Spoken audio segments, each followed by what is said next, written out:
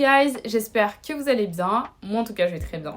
Aujourd'hui on se retrouve pour une vidéo assez spéciale, un challenge pouce. J'ai vu que vous avez bien apprécié ma vidéo sur 10 erreurs à ne plus faire pour faire pousser tes cheveux. D'ailleurs si tu l'as pas vue, tu peux aller la voir. Il y a l'une d'entre vous dans les commentaires qui m'a suggéré de faire un challenge pouce et je me suis dit pourquoi pas.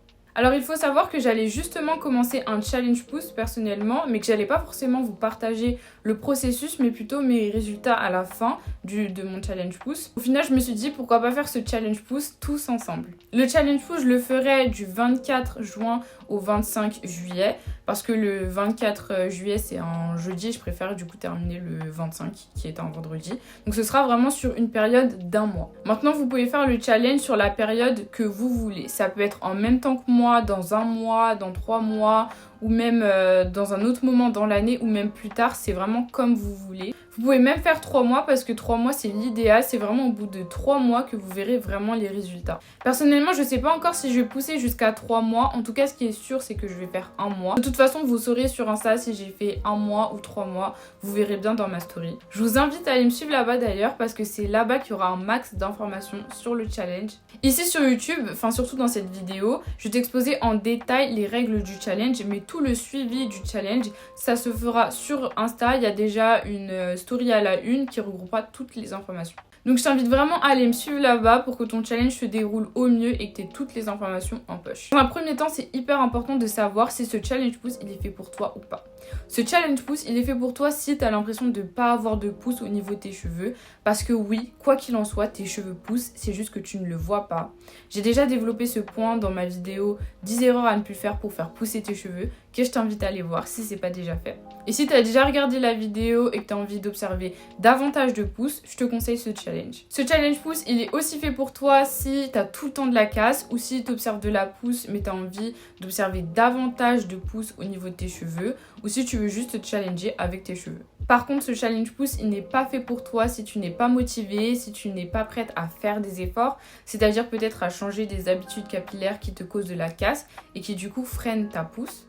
Il n'est pas fait pour toi si tu n'es pas prête à suivre les quelques petites règles que je vais te lister juste après qui vont permettre à ton challenge pouce de bien se dérouler et que tu puisses réellement observer une pousse. Les règles sont hyper simples. En fait, c'est plutôt des conditions qui vont te permettre d'observer un maximum de pouces ou en tout cas de te rapprocher de ton plein potentiel. Les goals vraiment de ce challenge, c'est de retenir de la longueur et de stimuler la pousse afin d'observer une pousse. Premièrement, ne faire aucune des 10 erreurs qui peuvent freiner ta pousse, ce serait contre-productif. Encore une fois, si t'as pas vu la vidéo, je t'invite à aller la voir, c'est vraiment la base. Avant de commencer ce challenge, je t'invite vivement à couper tes pointes avec un ciseau de coiffeur. Pareil, j'ai déjà développé ce point dans la vidéo 10 erreurs à ne plus faire pour faire pousser tes cheveux. C'est pour ça que je t'invite vraiment à aller la voir. Débarrasse-toi de tes fourches, elles vont te créer de la casse et donc une perte de longueur.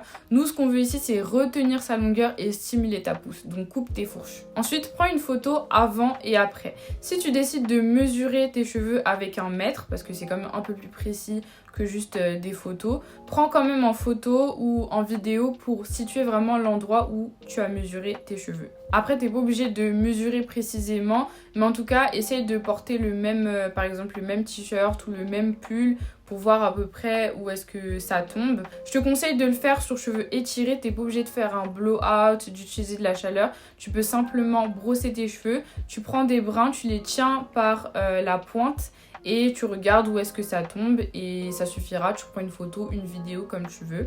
Si tu veux, tu peux utiliser un mètre pour que ça soit un peu plus précis. Mais voilà, c'est hyper important de prendre des photos ou des vidéos avant et après. Durant ce challenge, tu peux aussi uniquement te concentrer sur tes tempes.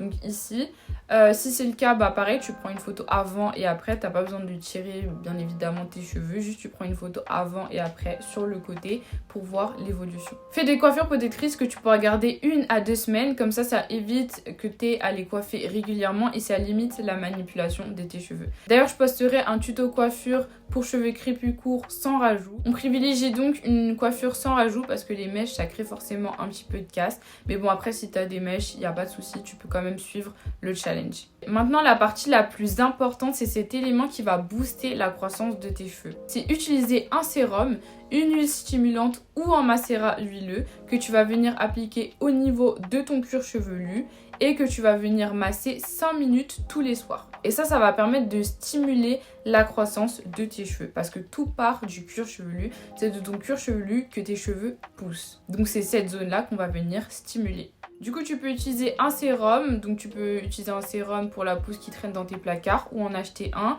Tu peux utiliser une huile stimulante comme par exemple l'huile de moutarde, l'huile d'avocat, l'huile de ricin, enfin il y en a plein. Tu peux également utiliser une huile essentielle de menthe poivrée. De toute façon, toutes les recommandations d'huile végétales et d'huiles essentielles, ce sera sur mon Insta. Donc c'est là-bas que ça se passe. Tu peux également utiliser un macérat huileux. Donc qu'est-ce que c'est un macérat huileux? En fait, c'est une poudre stimulante pour la pousse que tu vas laisser reposer dans une huile. Et après, tu vas venir filtrer ça et ça va donner un macérat huileux. Tu peux aussi venir utiliser ta propre huile de pousse, quelque chose que tu as testé et qui marche pour toi. Tu es vraiment libre au niveau de ça. Tu peux aussi utiliser de l'eau de riz ou du jus d'oignon si tu as l'impression que ça fonctionne pour toi. En fait, il faut juste quelque chose qui va venir stimuler ton cuir chevelu pour venir stimuler en fait ta pousse. Pour ma part, je vais utiliser un macérat huileux au café que j'ai fait moi-même. Le DIY est dispo déjà sur mon Instagram, donc va checker ça. Un autre point aussi qui est hyper important, c'est de faire un masque hydratant à chaque wash day. À chaque fois que tu vas laver tes cheveux, utiliser un produit lavant, que ce soit un shampoing, une poudre lavante, etc. Peu importe, tu fais un masque hydratant. C'est hyper important de faire un masque profond, ça va lutter contre la casse de tes cheveux et donc retenir de la longueur. Pareil, j'ai déjà fait plein de recommandations de masques hydratants sur mon Insta en post, donc je t'invite à aller voir ça. Sinon, il y a aussi des DIY de masques hydratants qui vont arriver ou qui sont déjà postés. Un autre point à ne pas négliger, c'est de bien faire la méthode d'hydratation qui te convient.